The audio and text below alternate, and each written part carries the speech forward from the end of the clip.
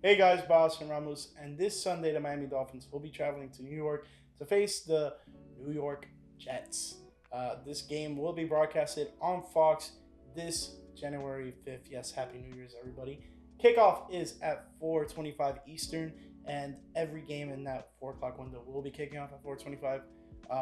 The game that is most important for the Miami Dolphins to be watching alongside of their own is the Kansas City Chiefs and the Denver Broncos. That game will be also broadcasted on CBS. So a lot of the locals down here, you guys can be flipping between the channels, going between the Dolphins and the Jets and the Chiefs and the Broncos. I'm pretty sure they're going to show some score updates very so often and kind of keep everyone informed on what the status is of each other's game.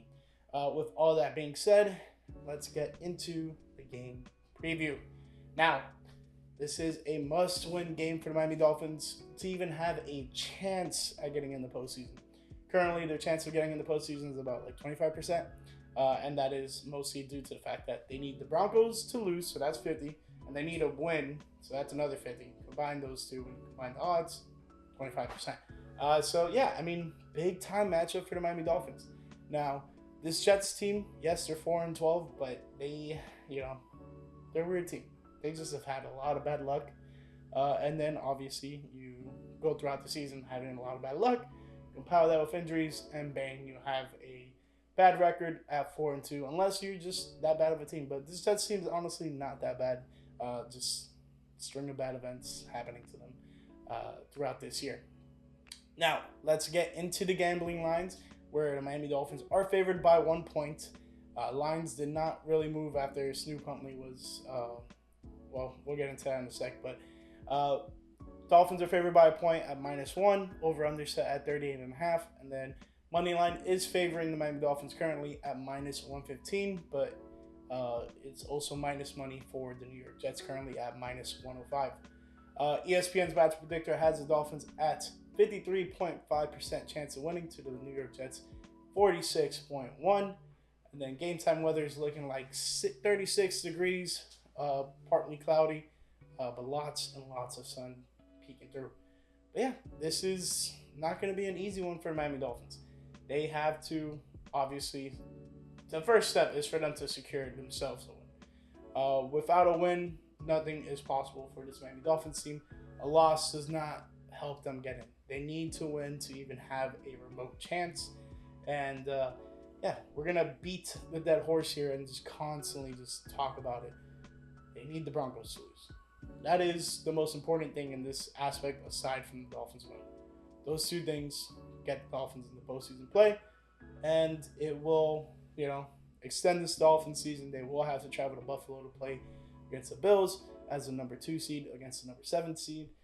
So we'll see what happens there. That should be interesting. But let's talk about some injuries. I kind of alluded to it when I was talking about the gambling lines. No confirmed Tua for this matchup. He's currently listed as doubtful, but you can pretty much book it in that he's not playing this one. He spoke to the media today, and this was outside of their lockers, not even in the press conference room. And he essentially told the media, "If we get to next week, I'll be ready." Yeah. So that pretty much, without saying it, goes as him saying, "Yeah, I'm not playing this week, but if the Dolphins find a way to get into the playoffs, I'll be there." I don't know how I truly feel about it. I think, the season's on the line. We need our best players out there. I'm not saying Snoop is not a great option. It's just you obviously want to go with your starting quarterback, the quarterback that you've been having the most success with all season. So, yeah, there goes that. But continuing on down the list, we got D. Eskridge, wide receiver, still listed as questionable. Calais Campbell, defensive tackle, listed as questionable. Dylan Waddle, wide receiver, questionable for knee injury.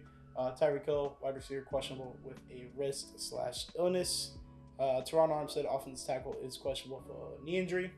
Then, guys, we got confirmed out is Anthony Walker Jr., linebacker, with a knee injury. Kendall Lamb, offensive tackle, is on injured reserve with an undisclosed injury. But he did tweet today that he had surgery and the surgery went successful. So hoping for a speedy recovery for Kendall Lamb there. And then Javon Holland, safety, is listed as questionable.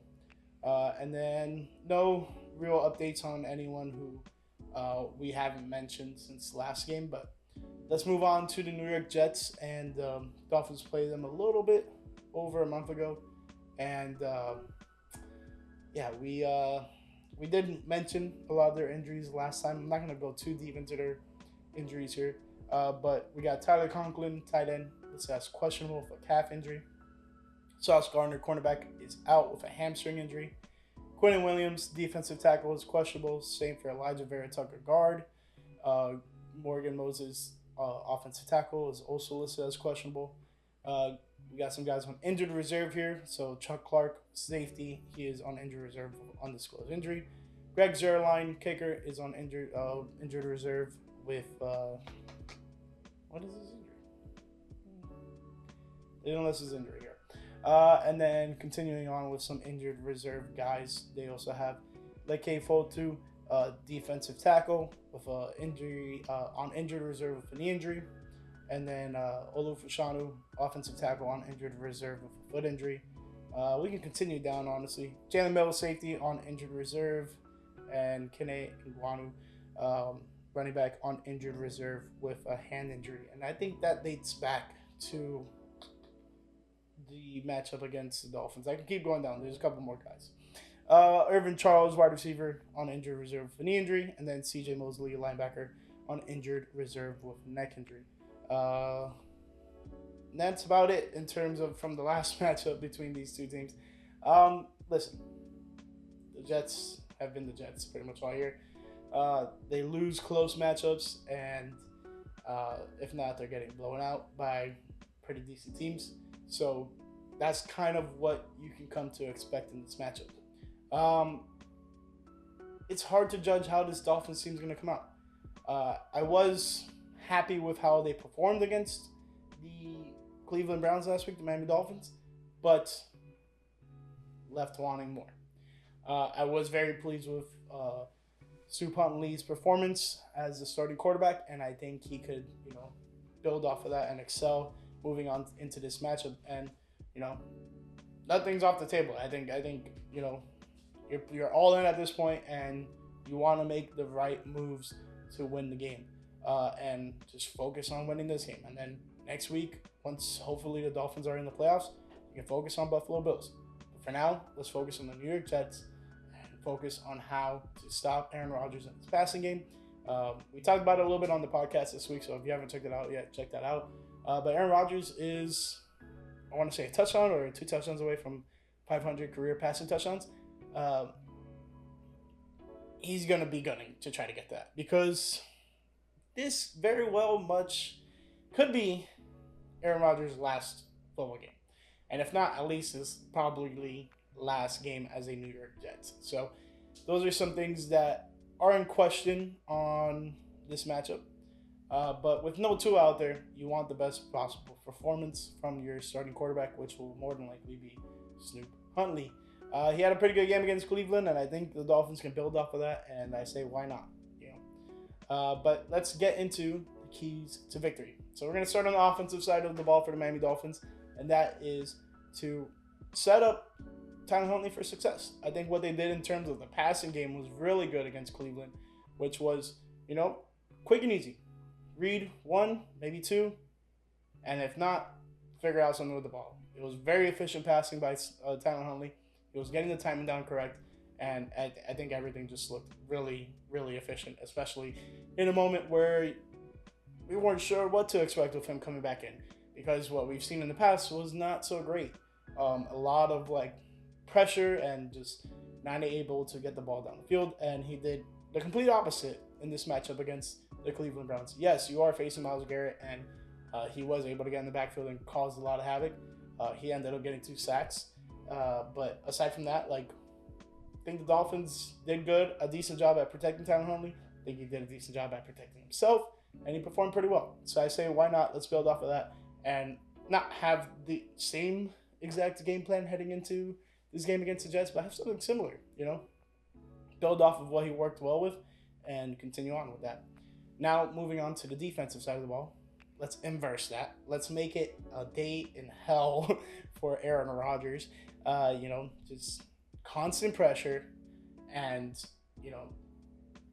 don't make it easy for him to get you off sides, bait a sack, whatever it may be. Do not flinch.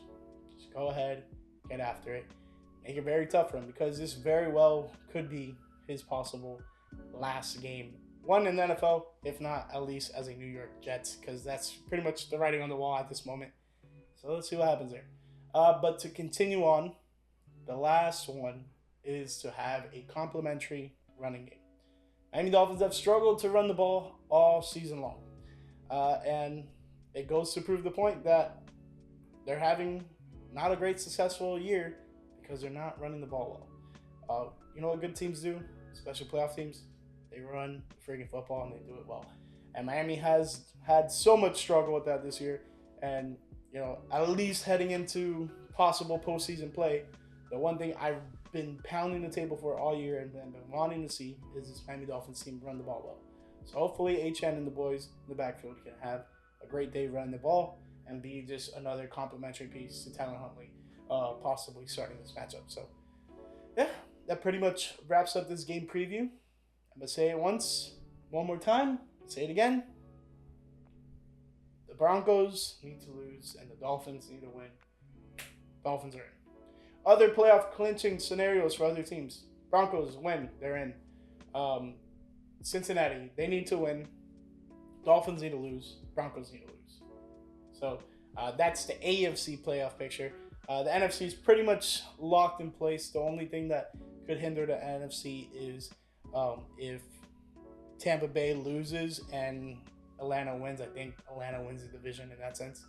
And then the other scenarios are the 1 and 5 seed are undecided right now. Detroit and Minnesota. And then last but not least, just the standings, mostly of it, but most of the teams have been decided at this point. So should be an interesting time at 4 p.m. Nerves are going to be kicking in. The Dolphins are going to be fighting for their lives, and hopefully the Chiefs come through. I remember in years past, the Chiefs were battling with the Patriots essentially for number 1 seed in terms of standings, and Ryan Fitzpatrick and the Miami Dolphins were able to knock off the Patriots at home and mess up their seeding. And it's time to return the favor, Kansas City. Help the Dolphins get into the playoffs, and hopefully this Dolphins team can make a run at it. The Dolphins, I would say, on the defensive side of the ball are way healthier than they were heading into last year's postseason, and that was literally what crippled the Dolphins heading into the playoffs last year. So, the one thing that's been really frustrating is the lack of offensive consistency and just output, generally speaking. The offensive output has not been great at all this year, but hey, one last chance to prove me wrong. But it's going to be a tough one. I think the Dolphins can come out and get a win here and, live to fight another day and hope that the Denver Broncos lose. That pretty much sums up this game preview. I hope you guys enjoyed it, and you guys can catch me after the game. More than likely, you're going to be uploading sometime around 9 p.m. It takes a while to make the highlights and record myself talking. But yeah, that pretty much sums up this game preview. Catch me back after the game for the post-game review. Thank you guys so much for watching. I'll catch you after. Peace.